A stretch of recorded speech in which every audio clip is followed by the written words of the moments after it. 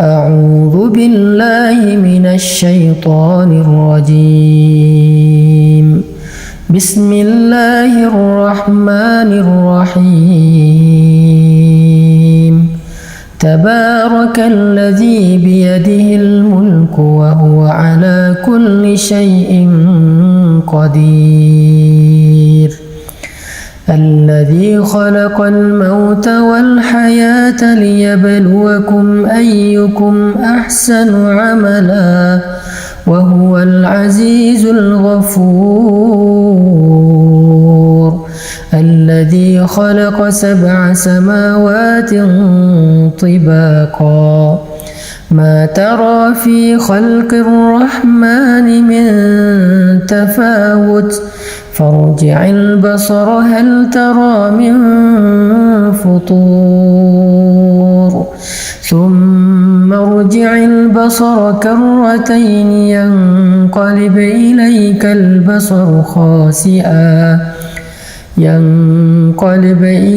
البصر خاسئا وهو حسير. ولقد زينا السماء الدنيا بمصابيح وجعلناها رجوما للشياطين وأعتدنا لهم عذاب السعير. وللذين كفروا بربهم عذاب جهنم وبئس المصير. إذا ألقوا فيها سمعوا لها شهيقا وهي تفور تكاد تميز من الغيظ كلما ألقي فيها فوج سألهم خزنتها ألم يأتكم نذير. قالوا بلى قد جاءنا نذير فكذبنا وقلنا ما نزل الله من شيء إن أنتم إلا في ضلال كبير.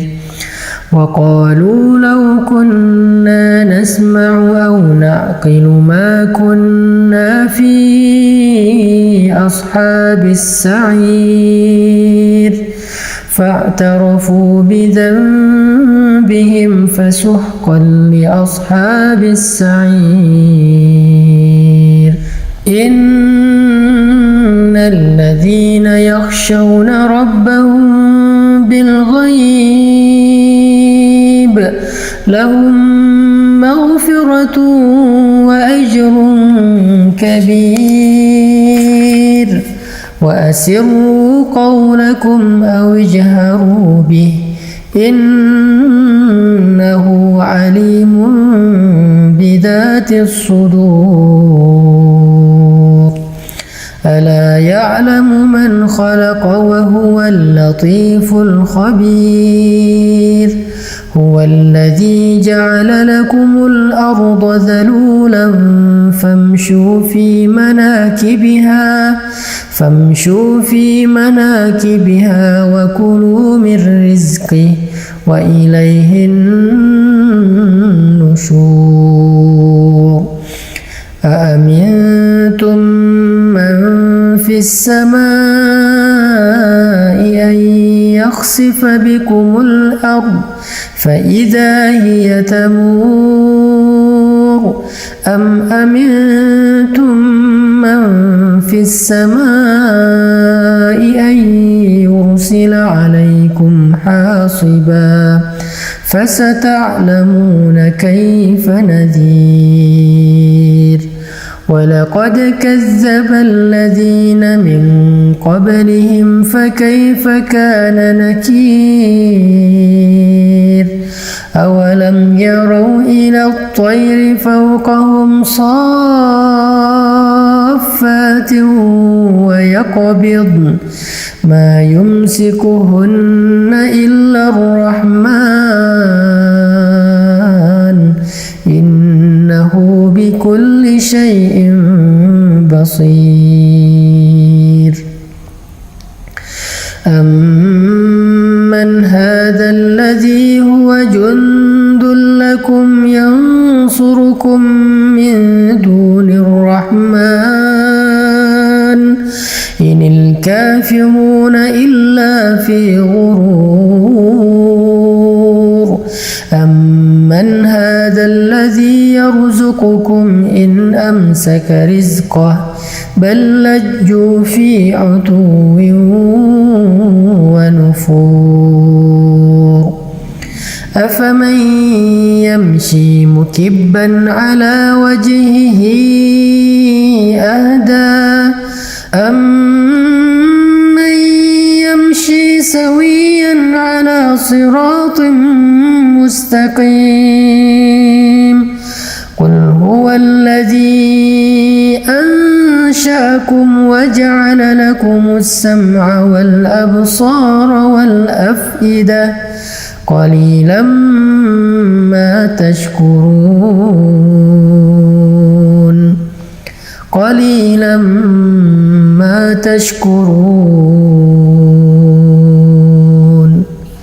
قليلا ما تشكرون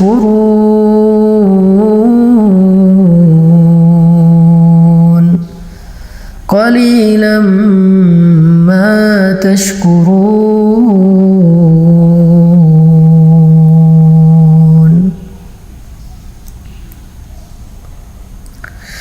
قل هو الذي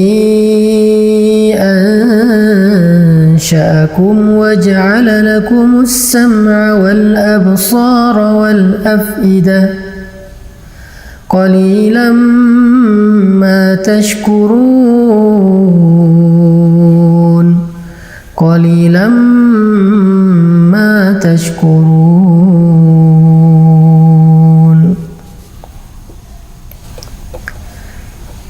Katakanlah, Dialah yang telah menciptakan kalian, lalu menjadikan untuk kalian pendengaran, penglihatan, dan hati, dan akal pikiran. Tetapi sedikit sekali dari kalian yang mensyukurinya.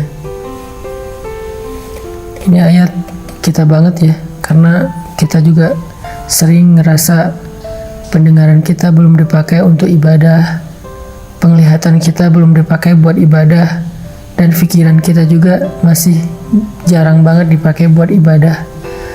Kita malah lebih sering memakai telinga dan pendengaran kita buat dosa. Kita sering menjadikan pandangan kita itu hanya melihat hal-hal yang dilarang oleh Allah, dan pikiran kita sering lupa kepada Allah. Kita sering ingat hal-hal yang lain, kita ingat makhluk, kita terus ingat orang yang kita cintai, tapi kita sering lupa sama Allah. Itulah kenapa kita dikatakan qalilan ma tashkurun, sedikit sekali yang mampu kita syukuri dari nikmat-nikmat Allah. Ini salah satu renungan penting di surat Al-Mulk. Qalilan ma tashkurun, qalilan ma tashkurun. Qul huwallazi zara'akum fil ardi wa ilayhi tuhsyarun wa yaquluna mata hadzal wa'du in kuntum sadiqin. Qul innamal ilmu 'indallahi wa innama ana nadhirun mubin.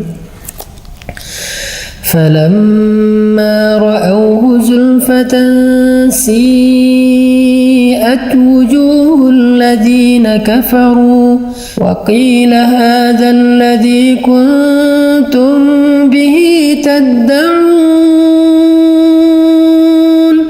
قل أرأيتم إن أهلكني الله ومن معي أو رحمنا فمن يجير الكافرين من عذاب أليم.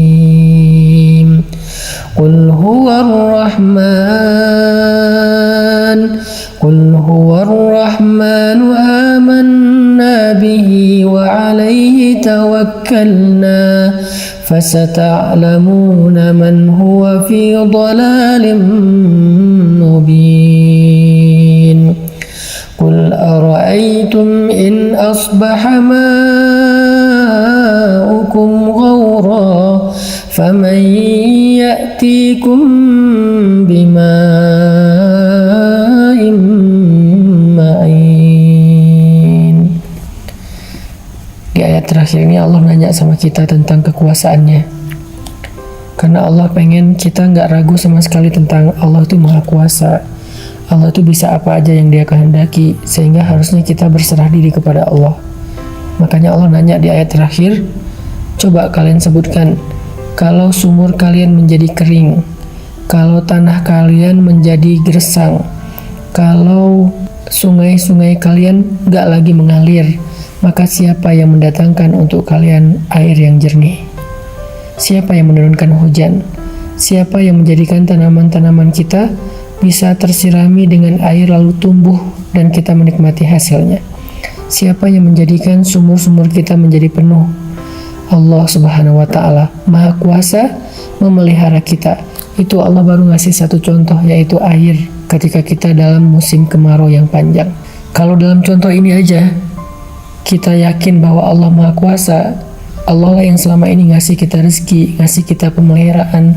Terus kenapa kita nggak berserah diri aja sama Allah Subhanahu Wa Taala sehingga hati kita menjadi tenang? Kenapa kita nggak memperbaiki hubungan kita dengan Allah sehingga ketika kita butuh Allah, Allah akan membantu kita? Makanya Allah bertanya tentang surat Al-Mulk, surat tentang kekuasaan Allah. Allah nanya, kalau sumur kalian kering, siapa yang mendatangkan kalian air yang jernih? Itu adalah pertanyaan akidah yang kita hanya bisa menjawabnya dengan iman, bukan dengan lisan. Yakin gak kita yang mendatangkan air itu Allah? Yakin gak kita bahwa yang memelihara itu Allah? Yakin gak bahwa yang memberi rezeki itu Allah? Sehingga kita gak boleh merasa kecil hati, putus asa hanya gara-gara kita kehilangan seseorang yang berpengaruh bagi kita, hanya gara-gara kita kehilangan seseorang yang kita berharap dia bisa bantu kita, hanya gara-gara kita ditinggalkan oleh makhluk.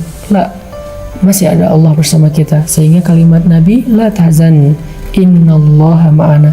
Jangan khawatir kalau kita lapar, jangan khawatir kalau kita sedang gak punya rezeki, karena Allah yang mendatangkan air hujan, maka Allah juga yang bisa mendatangkan rezeki untuk kita. Kita baca sekali lagi dengan renungan akhir dari ayat surat Al-Mulk. Qul ara'aytum in asbaha ma'ukum ghawra faman ya'tikum bima'in ma'in. Sadaqallahul adzim.